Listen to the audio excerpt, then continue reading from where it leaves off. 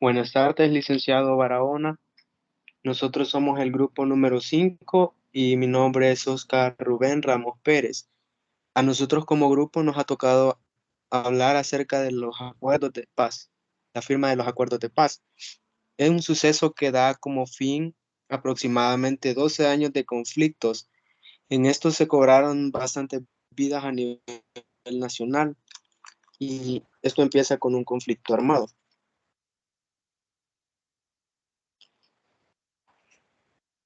Buenas tardes, soy Helen Patricia Ramos Araniva y me corresponde dar una pequeña introducción sobre lo que es el conflicto armado.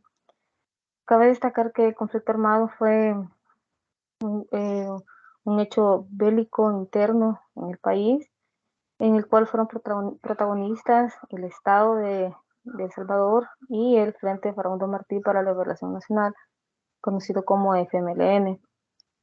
También fue declarado como oficial en el periodo del 1981 hasta la firma de los acuerdos de paz en 1992.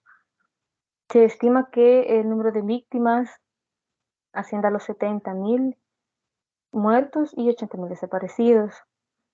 Cabe destacar de que el proceso para la firma de los acuerdos de paz fue un proceso largo en el cual se dio por etapas, las cuales van a explicar posteriormente el resto de los compañeros. Y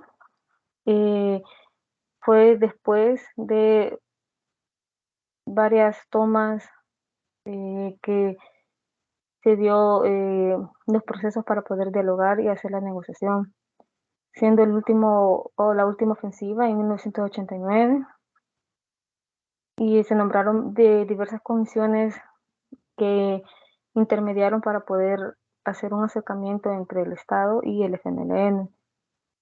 También se produjeron modificaciones en la Constitución de la República, incluyendo también la desmilitarización y el cambio del rol de la FAES, que posteriormente les van a explicar.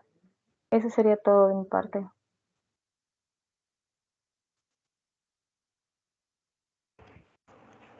Buenas, buenas tardes, licenciado. A mí me tocó, mi nombre es Jonathan Alexander Rivera Estrada. Me tocó los encuentros de los acuerdos de paz. Los acuerdos de paz fueron el resultado de un largo proceso del diálogo entre el gobierno y el FMLN. En los primeros encuentros se llevaron a cabo en La Pampa, en Chalatenango, el 15 de octubre en 1984. En, Hubo el primer acercamiento entre las partes del conflicto de la ciudad norteña de La Pampa. Dicha reunión como resultado de la comunión conjunta de la Palpa. La delegación del gobierno íntegra del presidente de la República se encabezó por el doctor Guillermo Manuel Ungo y actualmente como el moderador Monseñor Arturo Diremas. También el segundo acuerdo fue entre la ronda de Ayagualo, La Libertad, se dio el 30 de noviembre en 1984 en el departamento de La Libertad. Fueron el doctor Abraham Rodríguez y el doctor Rubén Zamora quien presentaron al monseñor Arturo Damas y al joven al Chávez. En dicha reunión se emitió el comunicado conjunto de Ayaguama, el cual se manifestó en la disponibilidad al diálogo entre partes y el compromiso de continuar negociando. El último fue en la ronda señorial en San Miguel, fijada el 19 de septiembre de 1986, y fueron representados del gobierno y la guerrilla que fueron Rodolfo Antonio Castilla Chamarrú y Jorge Villanueva Villacorta respectivamente, siempre mediante del monseñor Rivera Damas y Damas. Sin embargo, se realizó una negociación y el último fue fue la ronda nunciatura apostolítica. se llevó a cabo el 4 y 5 de octubre de 1987 en San Salvador, bajo la acostumbrada mediante del Monseñor Rivera y Damas, se presentó el gobierno de Fidel Chávez Mena y la guerrilla de San Salvador. Eso sería todo de mi parte y muchas gracias.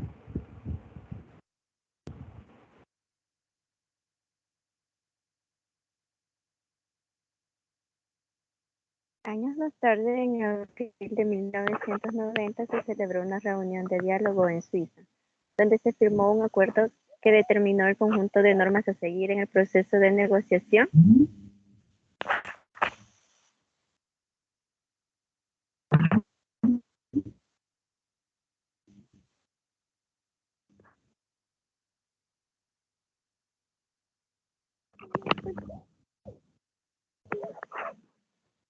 Y se demostró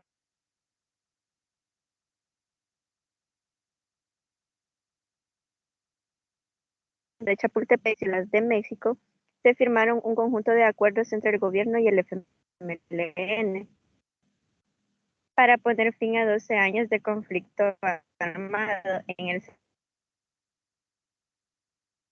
en la estancia Latenango. El 15 de octubre de 1984 culminó el 6 de enero de 1992 en el castillo de Chapultepec, por Escobar Galindo y el excomandante Roberto Caño. El documento final fue dividido en 9 capítulos que abarcarían 5 áreas fundamentales: modificación de la Fuerza Armada, creación de la Policía Nacional Civil, modificaciones al sistema judicial y a la defensa de los derechos humanos, modificación en el sistema electoral y adopción de medidas en el campo económico y social. El cese definitivo del conflicto fue el 1 de febrero de 1992, bajo la supervisión de Copal, la presencia notable de excomandantes del FMLN. Eso sería todo.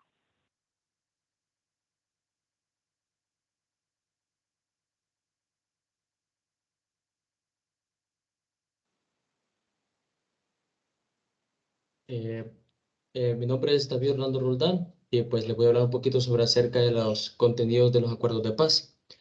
En la parte de resumen de los acuerdos de paz, se mencionaron algunas partes sobre a dónde se dieron la cita de estos acuerdos, y también se mencionó también las partes que fueron involucradas durante estos acuerdos de paz.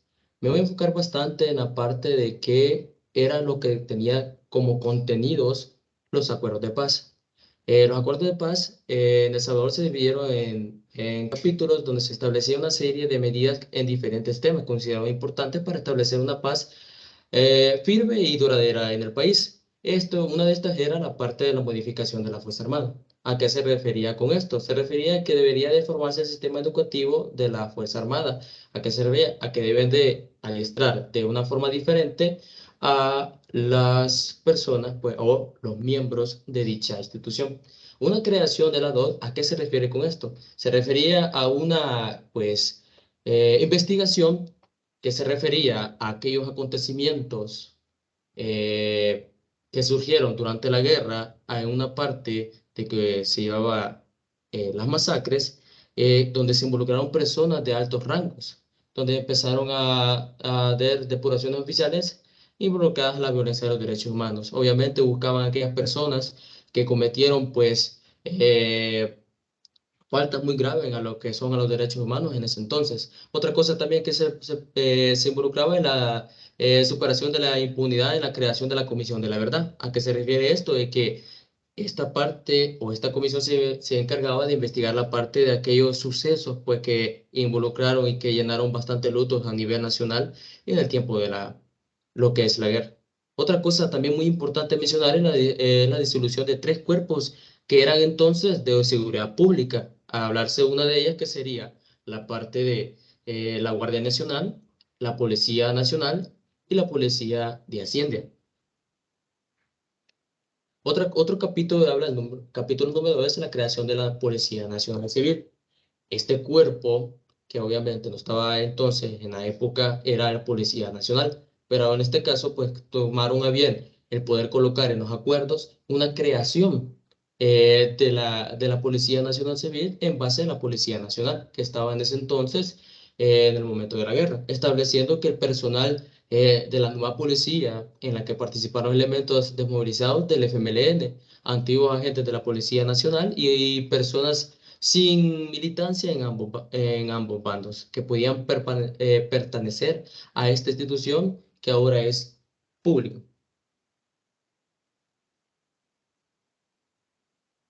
De ahí seguimos con la parte del sistema judicial. También en los acuerdos de paz sería el, lo que sería el capítulo número 3. ¿A qué se debe esto? A la creación de la escuela de capacitación jurídica para la forma de jueces y magistrados adjuntados a la nueva realidad del país. ¿A qué se debe esto? A que se tenía que modificar todo aquello que había problemas para poder llevar la justicia en el país. Obviamente, quiere decir, no, pues la justicia siempre ha estado, la injusticia siempre ha estado presente en la parte de los conflictos, pues ya que los campesinos y aquellos indígenas pues les robaron sus tierras, que fue injustamente, que provocó también la parte de del conflicto armado. También la creación de la Procuraduría de la Defensa de los Derechos Humanos, que también en ese entonces pues no existía la parte de los derechos humanos, que eran también parte fundamental pues del ser humano.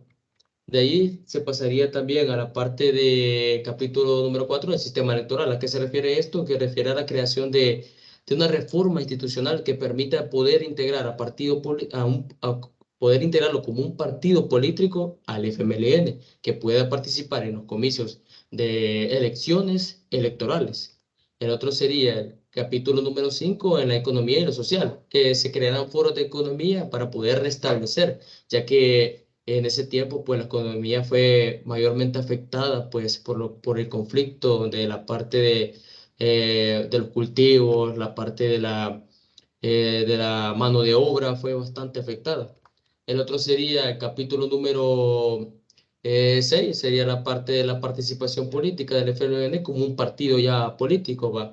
Donde el FMLN pasar de ser una militancia a ser pues un partido político. La parte del capítulo número 7, pues ese es el enfrentamiento, pues como dice su enunciado, pues el enfrentamiento armado se realizó desde el 1 de febrero de 1992 al 31 de octubre del mismo año. Y la separación de ambas fuerzas. Hasta aquí sería mi parte. Pasa al siguiente compañero.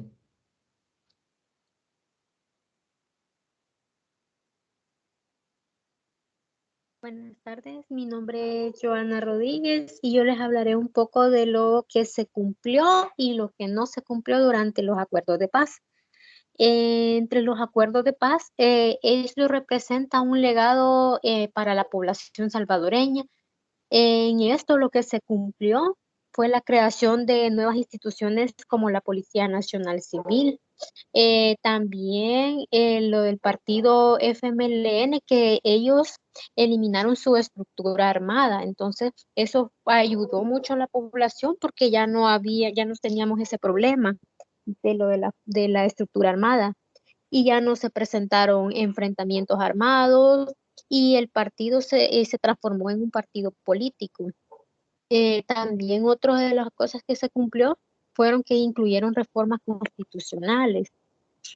Los acuerdos de paz también contemplaron la creación del Tribunal Supremo Electoral y como muchos sabemos, eso ha ayudado para que las elecciones sean transparentes desde el año de 1992, ya que son fiscalizadas por partidos políticos de las comunidades internacionales. Entonces, eso nos ha beneficiado mucho.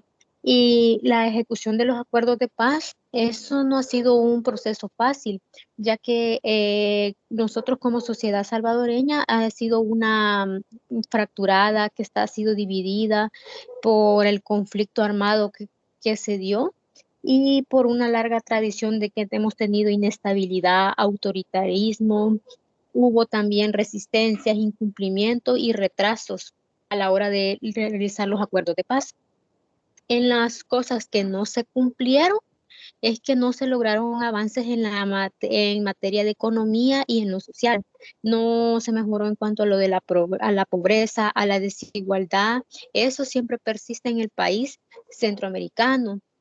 También que a pesar de lo de que los acuerdos de paz, surgieron otros inconvenientes, como lo que es la delincuencia, el narcotráfico y el crimen organizado. Eh, Cuando se realizaron lo de los acuerdos de paz, ambas partes no se comprometieron a tomar las acciones necesarias para evitar todo tipo de prácticas que atenten contra la vida de los salvadoreños. Y eso nos ha afectado porque al momento no hay paz. Hay un espacio que no se ha desarrollado porque nosotros como salvadoreños no desarrollamos la cultura de paz. También se han presentado encuestas, entre ellas una de la UCA, que revela que el 42.9 de la población piensa que los acuerdos de paz se cumplieron poco. El 28% considera que fueron cumplidos y el 19.2 cree que se cumplieron bastante, mientras que el 8.6 opina que no se cumplieron en absoluto. Esas son unas encuestas que han realizado a nivel nacional. También ahí nos ayuda a conocer que quienes señalan con mayor insistencia los acuerdos de paz son los que no han cumplido con estos. Y eso sería todo de mi parte.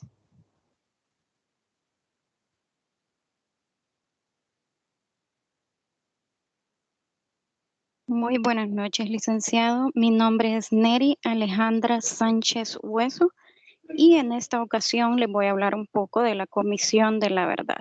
Para entender un poco de la Comisión de la Verdad, vamos a irnos atrás un poco hacia lo que fue los acuerdos de paz.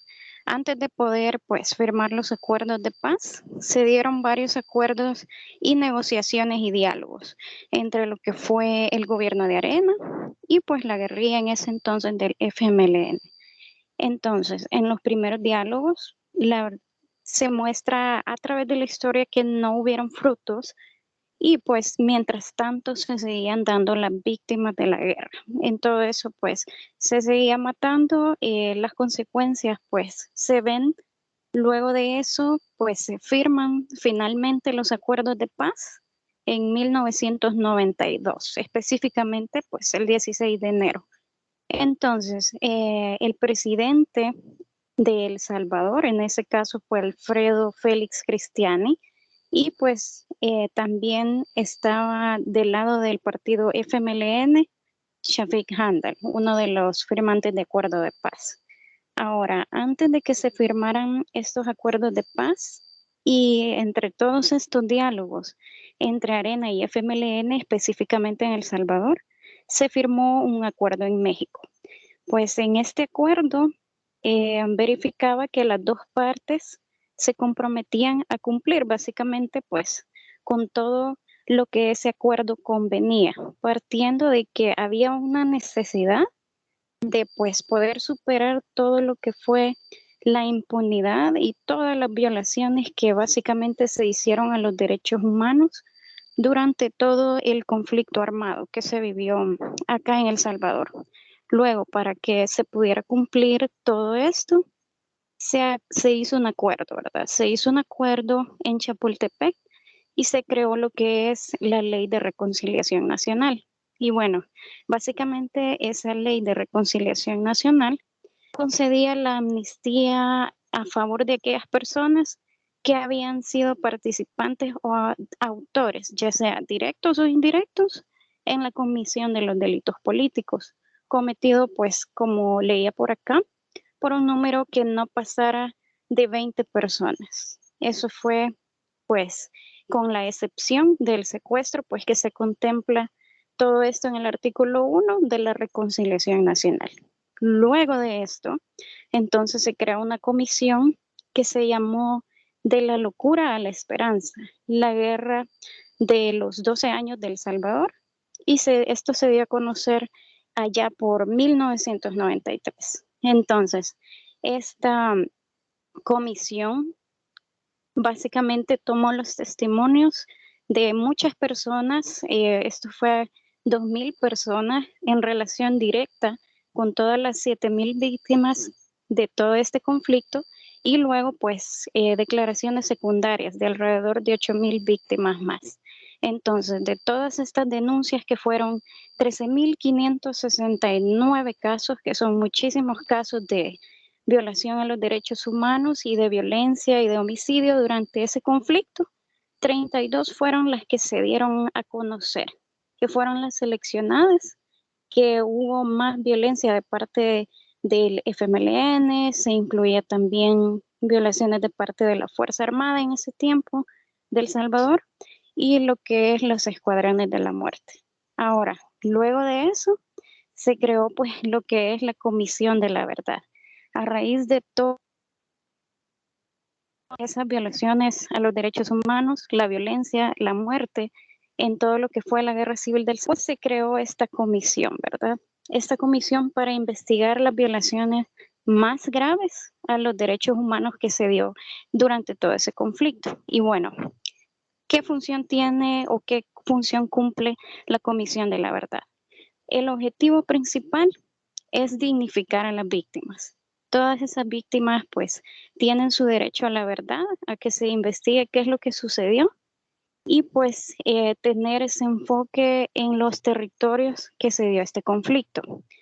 La Comisión de la Verdad tiene ciertos criterios con los cuales ellos establecieron para poder guiarse.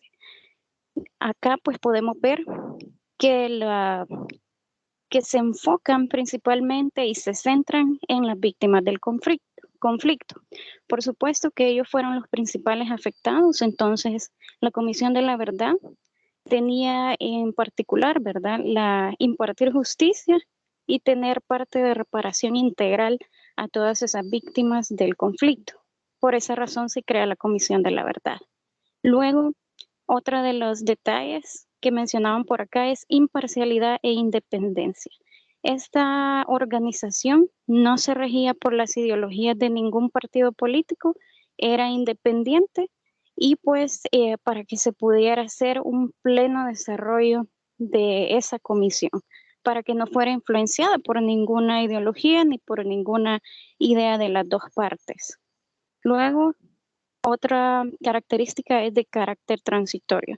La Comisión de la Verdad pues tuvo un carácter transitorio, se investigó desde los inicios del conflicto, desde los 80s hasta pues que finalmente se fueron dando estos acuerdos en 1991.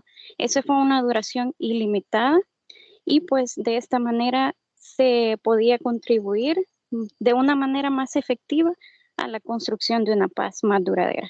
El enfoque era territorial, lo que significa que aunque la Comisión de la Verdad estaría cubriendo lo que es, por ejemplo, el territorio de El Salvador, si había alguna investigación que tuviera que hacerse fuera del país, también se podía dar. También se podían hacer investigaciones en los territorios que hubiera sido afectado.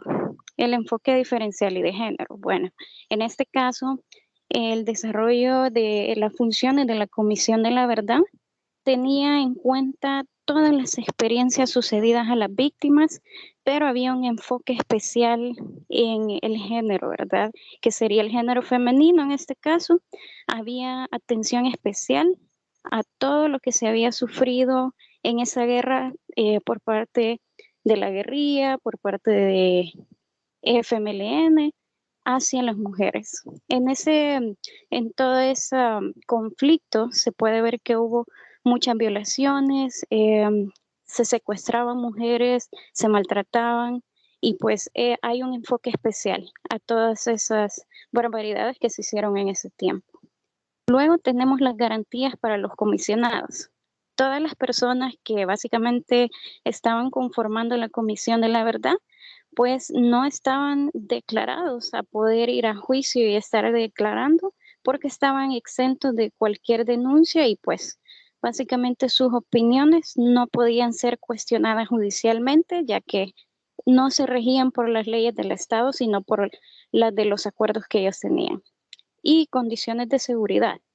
En este caso, la Comisión de la Verdad pues tenía su derecho también de tomar y tener toda la seguridad necesaria para que todas las personas y las actividades que se hicieran de parte de la Comisión de la Verdad, pues tuvieran su protección, que pudieran tener protección de parte de la Policía Nacional y pues sus comisionados, para que hubiera seguridad. Y el mecanismo extrajudicial. En este caso, pues las actividades que tenían no iban a tener carácter judicial y no podían tener imputación penal. Básicamente, pues que no se les podría aplicar alguna pena o condenarlos por alguna opinión o testimonio que alguna de las víctimas estuviera dando, pues acerca de todas las violaciones acerca de estos derechos humanos. Eso sería todo. Gracias. Muy buenas tardes. Continuando con el tema de exposición, nos pasamos a la cronología de la violencia. Mi nombre es Emir Ceseña Chicas y para desarrollar el tema de esta cronología de la violencia tenemos que mencionar a la Comisión de la Verdad, que nuestra compañera ya nos ha explicado, que podemos decir que le correspondía investigar y analizar los graves hechos de violencia. Esto en el término de 1980 a 1981. Como esta organización vio que el periodo era demasiado extenso, lo dividió en 4 periodos, los cuales se comprenden del 80 al 83, del 83 al 87, 87, 89 y 89 al 91. Cada uno de ellos estaba relacionado específicamente con los cambios políticos del país, la evolución de la guerra y las prácticas violatorias de los derechos humanos. Comenzamos con el periodo de 1980 a 1983, en los cuales podemos mencionar la institucionalización de la violencia, que en este periodo la instauración de la violencia era de manera sistemática y la desconfianza en la población eran los rasgos esenciales de este tiempo. También podemos decir de que la articulación de cualquier movimiento era desmantelada por medio de detenciones arbitrarias, asesinatos, desapariciones o algunas incriminaciones de dirigentes que estaban en este lugar. A finales del 80 también podemos mencionar la formación del FMLN, Frente Farabundo Martín para la Liberación Nacional, y también la primera ofensiva militar, que dejó un saldo de muchísimas muertes a lo largo de esa situación.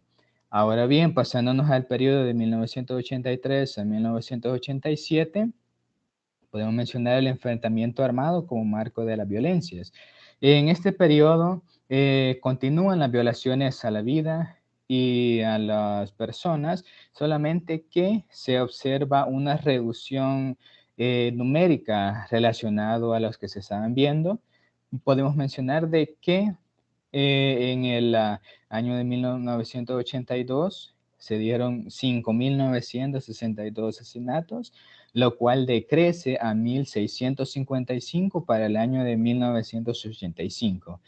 Además de eso, se inicia una marcada disminución en las actividades de los escuadrones de muerte.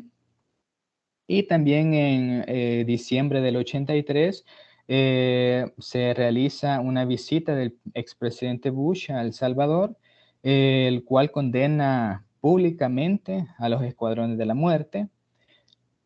Ahora bien, pasándonos al periodo de 1987 al 89, tenemos el conflicto militar como obstáculo a la paz. Comienza con el acuerdo de Esquipulas, que fue firmado por el presidente Duarte, el cual abre un espacio político, el cual da la accesibilidad a los dirigentes del FDR a poder retornar y los cuales participan como una coalición en las elecciones presidenciales del 89. También se avanza en lo que la comunidad internacional quiso llamar la humanización del conflicto, pero vemos que también las violaciones vuelven a dar un incremento ya que el grupo de derechos humanos sociales, al grupo de derechos humanos y sociales, puesto que el FMLN estuvo desarrollando muchísimos secuestros, ejecutaciones sumarias, lo cual aumentó el número de violencias a los derechos de las personas. Siguiendo con el periodo de 1981 al 91, que podemos mencionar la ofensiva final, que bueno, ocurrió el sábado 8 de noviembre del 89, en el cual el FMLN desencadena la mayor ofensiva que dejó como saldo a muchas personas. Además de eso, ya que se tuvieron demasiadas bajas, se llegó al proceso de la iniciación que llevó a los acuerdos de paz durante ese específico tiempo del 89 al 91. Eso sería todo de mi parte y continúa nuestro compañero. Buenas noches, mi nombre es José Ricardo Villanueva y les voy a hablar un poco sobre los casos y las violencias que se obtuvieron en este periodo. Empezando con el masacre de San Francisco Guajoyo. Este lamentable suceso tuvo lugar en el año 1980, exactamente el 29 de mayo, en el departamento de Santa Ana. En la madrugada, donde los habitantes fueron sorprendidos con explosiones y disparos que fueron por parte de la Segunda Brigada de Infantería, entre otros cuerpos de seguridad. Estos llegaron en busca de personas específicas, las cuales encontraron y asesinaron cruelmente. Como segundo tenemos las monjas norteamericanas. Estos fueron un grupo de monjas de nacionalidad norteamericana que desaparecieron cuando regresaban del Aeropuerto Internacional de Comalapa. Fueron encontradas sin vidas en el cantón Santa Teresa. Este fue un hecho que conmocionó a todo el país y a la comunidad internacional. El 2 de diciembre de 1980, la norteamericana Ita Ford, Maura Clark, Dorothy Kreisel y la misionera laica Jen Donovan, estas habían llegado al país para brindar su apoyo a los pobres y más necesitados que fueron afectados por la guerra. Los cuerpos fueron encontrados en el cantón Santa Teresa. Este hecho ocurrió cuando los miembros de la Guardia Nacional detuvieron a las 4 religiosas.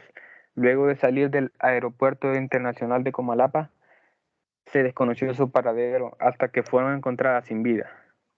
Tras este lamentable hecho, la embajadora de Estados Unidos en las Naciones Unidas, que fue Jen Kirkpatrick, calificó a las religiosas como subversivas. Por ese crimen se realizaron investigaciones que se determinaron la participación de 5 miembros de la Guardia Nacional, el cual tuvieron un veredicto que fue condenatorio para los implicados. Como siguiente caso, masacre en Santa Rosita.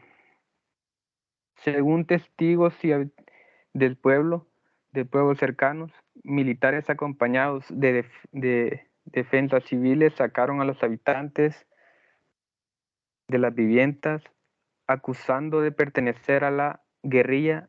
Ese día murieron 17 personas, las cuales se identificaron como 13 mujeres y 3 hombres, tomando en cuenta también a un menor de edad entre ellos. Posteriormente, el siguiente día de los hechos, las mismas personas regresaron para quemar y saquear los lugares de las personas afectadas que fueron asesinadas ese día. Siguiente, masacre en Canoas. Este sucedió un 8 de octubre de 1980, en el inicio de la guerra. 13 mujeres y 10 hombres fueron asesinados en el caserío Canoas, en el cantón Pinalito de Santa Ana. Según el testimonio de uno de las personas que estaba cerca ahí, era Lorenzo Medina Zamora, de 63 años. les hablaré un poco sobre lo que él relató. Yo me encontraba en Ciudad Arce, pero aquí está mi mamá, Siriaca, de 54 años, y mis hermanos Miriano, de 23, Francisco, de 19, y Alicia Zamora, de 17.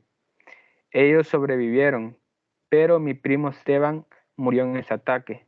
Los agarraron a la mala. Si ellos hubieran tenido armas, otro gallo les cantara. Aquí no les puso resistencia, y si las autoridades no han podido identificar mi muerto, ¿de qué manera puedo exigir para los culpables de este horror? Los soldados acosaron a la comunidad desde el mes de agosto y terminaron acorralando a las personas en esa vivienda. Nuestro pecado fue organizarnos en cooperativa para salir de la pobreza, relató Lorenzo Medina Zamora. Como siguiente tenemos el masacre del Mozote. En diciembre de 1981, al norte del departamento de Morazán, en el marco de un operativo del ejército de El Salvador, se llevaron a cabo una serie de masacres sucesivas, en el cual resultaron el asesinato de alrededor 1,000 personas. Casi a la mitad fueron niños y niñas. Según las investigaciones que se iniciaron sobre los hechos, fueron cerradas en 1993 como consecuencia de la aplicación de la ley Amnistía. La operación la llevó a cabo el Batallón de Infantería de Reacción Inmediata Atlacac, con el apoyo de la Fuerza Aérea. Entre 1,000 y 2,000 militares se desplegaron en busca de un posible campo de entrenamiento de la contrainsurgencia. El operativo se extendió a varias localidades del noreste de El Salvador. Entre el 10 y 13 de diciembre, los soldados ingresaron a las aldeas, quemaron casas, animales, separaron las mujeres y los niños de los hombres y los ejecutaron por igual. Muchas personas fueron desplazadas a otras regiones del país o emigraron a Honduras. Lo sucedido en el Mozote, en las distintas zonas del cantón Guacamaya, se vincula directamente con el conflicto interno que arrasó con miles de vidas durante la década de los 80 en El Salvador. En su afán de acabar con la guerrilla, el ejército justificó operativos sangrientos y violaciones sistemáticas a los derechos humanos. Al día de hoy, esta es la masacre más grande realizada en Norteamérica. Como siguiente, tenemos el masacre de los jesuitas. El asesinato de los sacerdotes y 2 colaboradores ocurrió en la madrugada del 16 de noviembre, en 1989, durante la guerra civil de ese país. En medio de una ofensiva guerrilla sobre San Salvador, efectivos de la ahora Batallón Atlacat cometieron el asesinato en el campus de la jesuita de Universidad Centroamericana. Ellacuría se había convertido en una figura incómoda para el gobierno. Junto a él tirotearon otros 4 religiosos españoles, los cuales eran Ignacio Martín Barón, Armando López y Juan Ramón Moreno, y un salvadoreño, el cual era Joaquín López, además de la esposa e hija de la guardián de la universidad, Elba y Celina Ramos. En esto dicen que los militares entraron a la universidad con el propósito de matar a quien era su rector, el jesuita de Ellacuría, y a sus compañeros prestigiosos intelectuales que analizaban críticamente la realidad del país. Como siguiente va a continuar un compañero hablándole sobre el tema. Mi nombre es Emil de nuevo, y para finalizar con el tema que hemos investigado, tenemos los patrones de violencia. Y es que, bueno, para empezar con los patrones de la violencia tenemos que remontarnos al conflicto bélico, el cual sabemos que, bueno, es una guerra entre 2 bandos armados, y nosotros lo encontramos en la guerra civil que se desarrolló en el país. ya que en esos momentos el Estado y la sociedad eran excluyentes, lo cual da a conocer que no había democracia en ninguno de ellos. En ese tiempo el FMLN denunciaba todos los casos de ejecuciones extrajudiciales que se daban durante esos días, ya que eran muchísimos los que se reportaban. Y además de eso, todas las ejecuciones que se daban eran cometidas sin existencia de un proceso. Todas estas eran, como lo mencionamos, extrajudiciales. Ahora bien, tomando en cuenta el informe de la Comisión ADHOC, que, bueno, esta organización era la que velaba por el proceso de devolución, que todo lo que estuviera dentro del marco de la legalidad, sacó a la luz grandes violaciones que se habían dado durante la guerra, de violaciones de los derechos durante la guerra, de los cuales podemos mencionar muchos puntos importantes, los cuales incluían homicidios ilegítimos, castigo colectivo, desapariciones forzadas, detención arbitraria a gran escala, y por ende todo esto llevó a que esta organización revelara todo lo que habían investigado durante ese tiempo. Por estas declaraciones, nosotros podemos ver que el 1 de julio de 1993 fueron removidos de los oficiales del alto mando René Emilio Ponce y el resto de sus oficiales por el incumplimiento de todas estas violaciones el incumplimiento de los derechos de las personas, ya que como lo había investigado la comisión ADHOC, todos estos fueron violados. Además tenían un informe el cual daba a conocer todo lo que había mencionado anteriormente.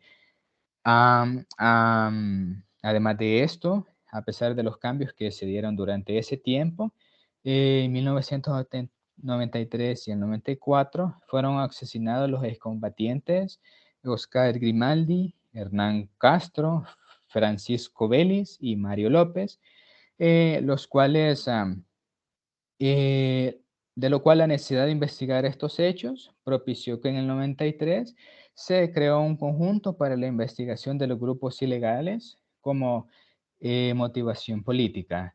Esto sería todo concerniente a los patrones de violencia y también hacia nuestro tema de investigación. Muchísimas gracias por la atención que se ha brindado a esta exposición y pase una feliz tarde.